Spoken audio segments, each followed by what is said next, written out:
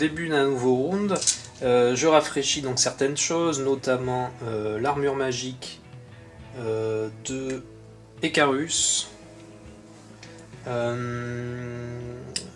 Qu'est-ce que je rafraîchis d'autre? Eh bien, c'est à peu près tout. Oui, c'est bon. Dans les effets de début de round, je ne vois rien de spécial. Donc, eh bien, alors on rafraîchit quand même.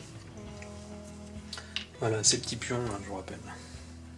Ces petits pions, on les met sur couleur, donc voilà, pierre précieuse, pour dire qu'ils sont à activer, et donc on les retourne à la fin de leur activation. Ça, je ne l'avais pas montré tout à l'heure. Donc c'est un petit élément sympa. Voilà, donc qui va-t-on activer en premier? Je pense qu'en effet Torgar va avoir besoin d'un petit coup de main par là-bas, puisqu'il doit s'occuper de l'orque. On voit qu'il est aveugle, l'orque, donc qu'est-ce que cela veut dire? Quand l'orque est aveugle comme ça veut dire que au début de son activation, en fait, on doit utiliser le comportement de son intelligence artificielle quand il n'a pas de ligne de vue sur les monstres. Et à la fin de son activation, on défausse le pion blind, donc aveugle. Donc ça c'était pour info, je n'avais pas précisé tout à l'heure. Donc comme on a un gremlin rouge, un orc là-bas, bien je vais commencer par activer donc Jack Crow, qui va bouger de 3 zones, 1, 2 et 3, qui va commencer à se ramener pour donner un coup de main donc, à Torgar. Donc Jack Crow, je peux l'activer au début du tour d'un héros, hein, donc, mais on ne tire pas de carte rencontre.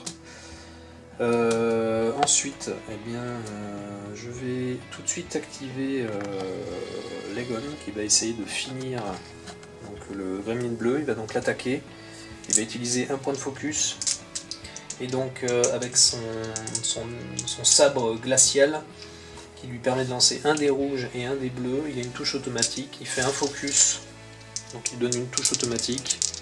Hop, c'est parti. 2 éclairs, une touche. Les éclairs, alors un éclair lui fait moins 1 dégât, moins 1 point d'armure au gremlin, mais ce gremlin n'a pas d'armure. Par contre, il est résistant aux armes slash, ce qui est Glacial Blade. Donc ça fait moins une touche. Donc il a une touche, plus une touche automatique, ça fait 2, plus une touche de focus, ça fait 3. On enlève une à cause de slash, donc ça fait plus que 2 touches. Il n'a ni armure ni rien, donc il prend 2 dégâts supplémentaires. Donc il passe à 3. Comme le gremlin a reçu des dégâts, eh bien, il fait une attaque en réponse, une attaque de réaction à 2 touches, que va essayer donc 2 touches, donc dont une touche annulée par l'armure de Legon, donc il ne reste plus qu'une touche. Donc je lance un dé, un bouclier, c'est bon, Legon n'est pas touché. Donc on attire, maintenant on tire une carte en contre.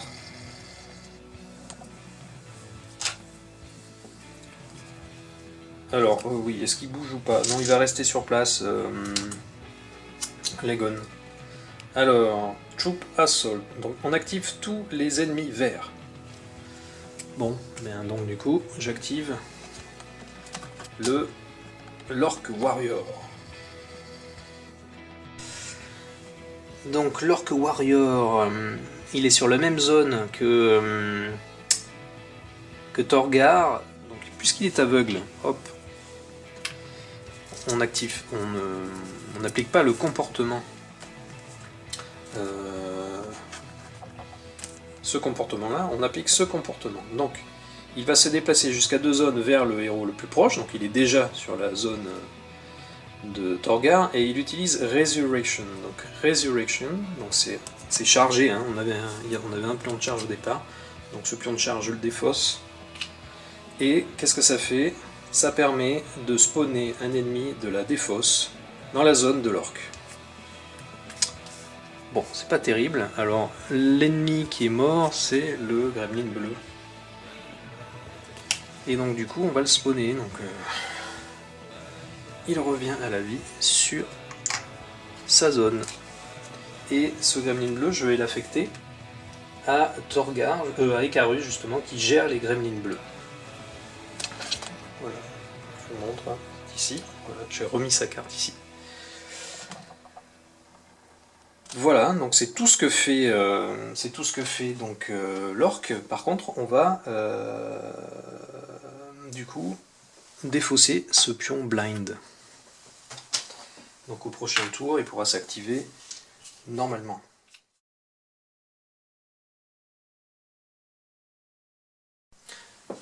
Donc une petite correction également. Vous avez peut-être vu dans les vidéos précédentes que Torgar, je lui avais donné un talent. Alors en effet, parce qu'à un moment donné, je suis monté de niveau, puisque j'avais le nombre de points adéquats, hein, donc c'est-à-dire pour passer au niveau 2, il faut consommer 4 points, 2 x 2, donc 4 points de soul, et vous voyez qu'ici, la petite astérix, ça veut dire qu'on doit choisir un talent à ajouter. Donc ce talent, c'était donc expert, qui permet gratuitement de lancer un dé de moins, mais par contre d'obtenir un résultat éclair. Voilà. Donc là je l'avais utilisé. Donc voilà, ce petit insert.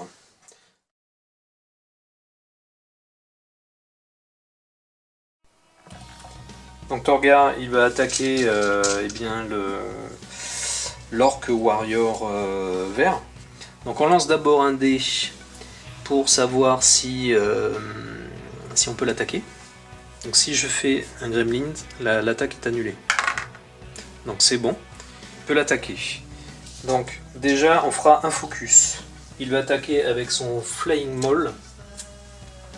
Je vais mettre la carte ici. Paf. Donc 2 touches automatiques. Un dé rouge, 2 dés bleus. Et quoi faire de plus?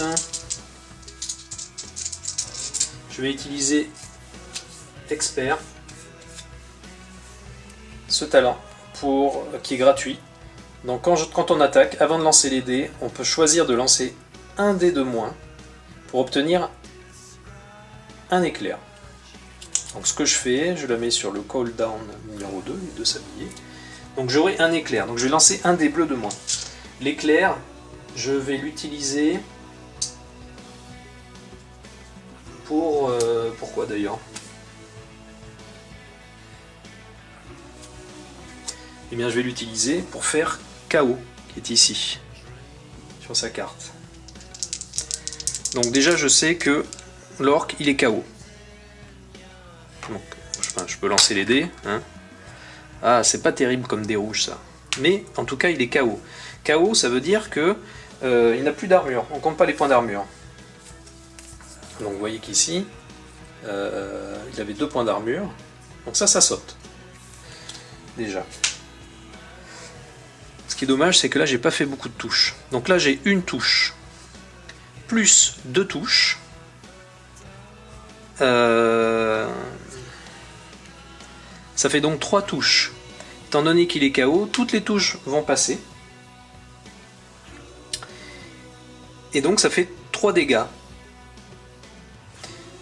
Alors attention, comme on a fait une étoile sur ce dé bleu, là, sur le Flying Maul, vous voyez que l'étoile va faire que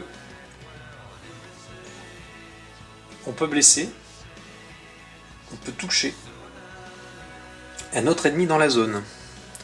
Donc, on va également cibler le gremlin bleu. Donc je vais utiliser mon éclair pour faire KO sur lui. Donc les 3 touches passent et donc cela fait 3 dégâts. Il est résistant, non il n'est pas résistant aux... Enfin les attaques arcanes donnent une touche de plus, mais là ici on n'est pas dans le cadre d'une attaque arcane. Donc il prend 3 dégâts qui s'ajoutent aux 3 qui étaient déjà présents. Cela fait 6 et donc le warrior, l'orc warrior est tué, puisqu'il a 6 points de vie. Donc on gagne Torgar va gagner 10 couronnes et l'équipe va gagner 1 point de soul. Voilà, hop, je prends les pièces, 10. Et 1 point de soul supplémentaire gagné. Ok, alors ensuite l'attaque, on l'a vu, va s'appliquer également au gremlin bleu, qui va lui également, j'applique le même effet. Donc voilà, lui je le sors.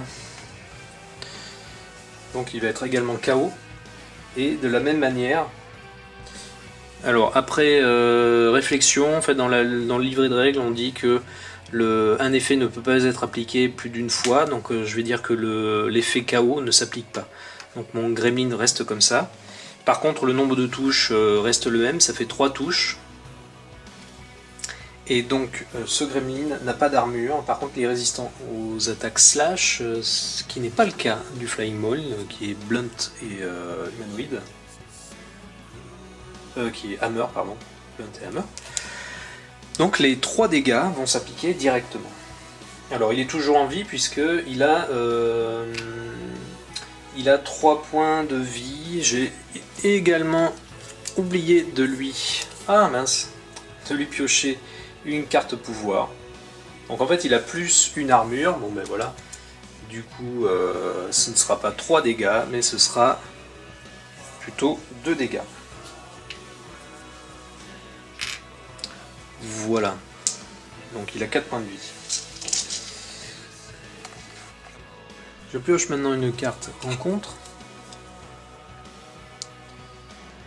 Donc j'active tous les ennemis qui sont engagés. Close combat. Donc les ennemis qui sont engagés, il y en a 2. Il y a les deux donc gremlins. En commençant donc par ceux qui sont gérés par le personnage actif. Le personnage actif c'est donc Torgar et le gremlin rouge. Donc ensuite on va passer donc à ceux qui sont gérés par Icarus. Donc je vais commencer justement par celui-ci. Donc le comportement du gremlin bleu, eh bien il attaque avec ses claws. Donc Torgar.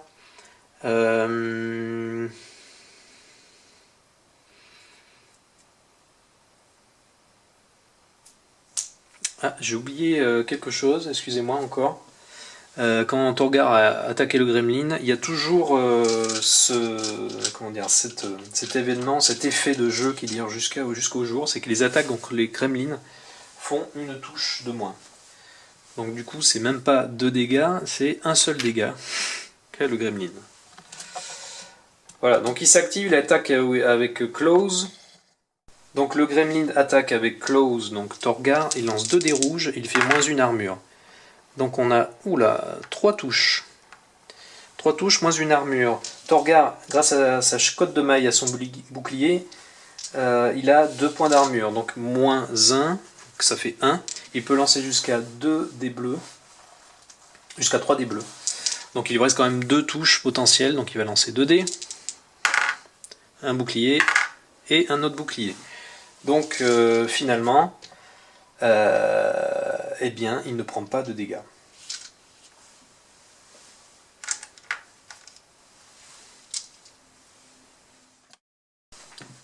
Donc il me reste à activer Icarus, donc 1, 2, 3. Est-ce qu'il prend cette arme? J'ai envie de dire non, parce que la sienne est quand même très bien. Par contre, si on paye 2 points de soul, vous voyez ici en bas à droite, je peux retourner la carte. Et on se retrouve quand même avec 2 dés, ouais. Ce qui est intéressant avec cette arme, c'est que comme c'est une arme primaire qui n'est pas à deux mains, Icarus pourrait donc équiper le bouclier et bénéficier d'un point d'armure supplémentaire. Mais vous voyez que même en ayant l'aspect le plus fort de cette arme par rapport à son épée de bataille, ce qui est intéressant là, c'est qu'on peut toucher à 2 zones, quoi, surtout, c'est ça. Il y a une portée qui est beaucoup plus longue, c'est ça qui est intéressant. Après, nous, ce qu'on a, c'est quand même critique, létal, Et on peut relancer un dé. Donc c'est très partagé. Ce que je vais faire, c'est que je vais déposer, Carus va déposer des bandages sur sa zone et il va prendre donc cette arme avec lui. Voilà. Par contre, il ne l'équipe pas pour le moment. Donc 1, 2 et je pense que c'est tout ce qu'il va faire. Il va rester ici.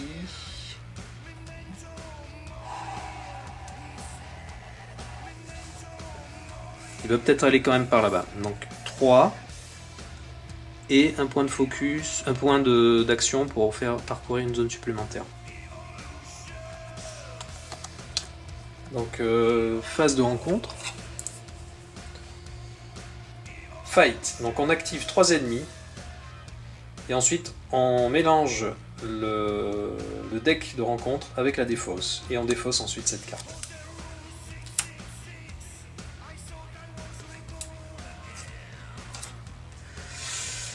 Donc on commence par les ennemis gérés par le héros actif, donc qui est Icarus. Donc on va commencer par le gremlin bleu, celui-ci, qui va attaquer de nouveau Torgar, donc avec ses fameux 2 dés rouges.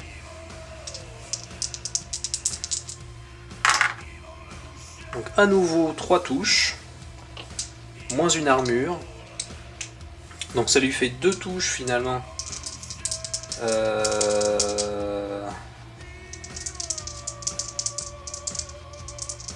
Ça lui fait 2 touches à contrer. Donc il lance 2 dés bleus. Oh là là, 2 têtes de gremlin. Donc il se prend 2 dégâts.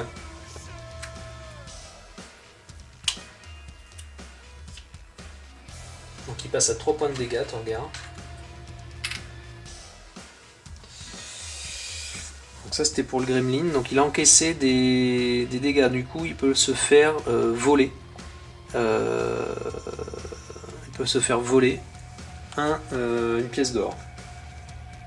Il n'y en a qu'une seule. Donc il va perdre ses 10 couronnes. Hop, voilà. Et ensuite le deuxième gremlin. C'est le deuxième qui est engagé. On va attaquer Legon, donc pareil. Même tarif. 2 dés rouges.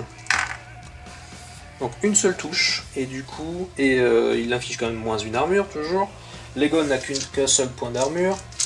Donc il est obligé quand même de lancer un dé.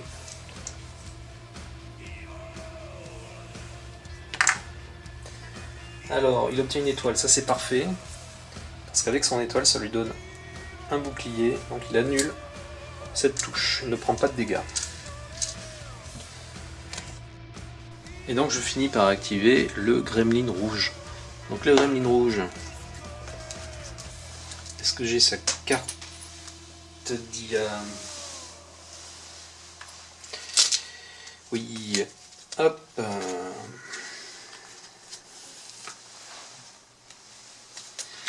Donc lui il n'a pas de ligne de vue, donc du coup on va activer ce comportement qui est ici.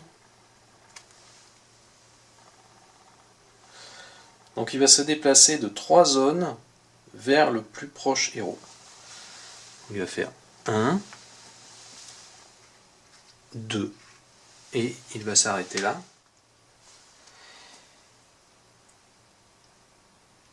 Et c'est tout. Fin de la carte rencontre, je vais piocher une carte événement. Story Event 2. Donc on va lire et appliquer les effets de cet événement.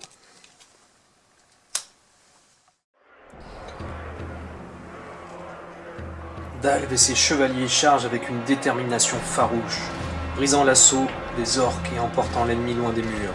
Pourtant, ce moment de gloire passé, les gonds de la porte principale se fissurent et s'arrachent sous une pluie de coups lourds venant de l'extérieur. Les héros avancent avec les gardes de la ville, leurs cris de ralliement brisant la peur qui envahit le cœur des défenseurs. Nous sommes les gardiens des Twin Worms. Peu importe ce qui se ce qui passera par cette porte. Nous défendrons notre position. Pour la gloire de Talon Coast. En quelques instants, la porte est brisée en milieu d'éclats de bois pointus. Une créature énorme, écumante de rage, entre dans la ville. Le roi orc, transformé en un redoutable troll enragé par sa propre folie et par l'obscurité des arts chamans corrompus, se retrouve face au héros. Et donc, ça y est, le fameux affrontement final se profile. Donc, on enlève le verrou magique qui empêchait d'ouvrir ces portes. Les portes sont fracassées. Et lors le troll enragé arrive et vient faire face au héros.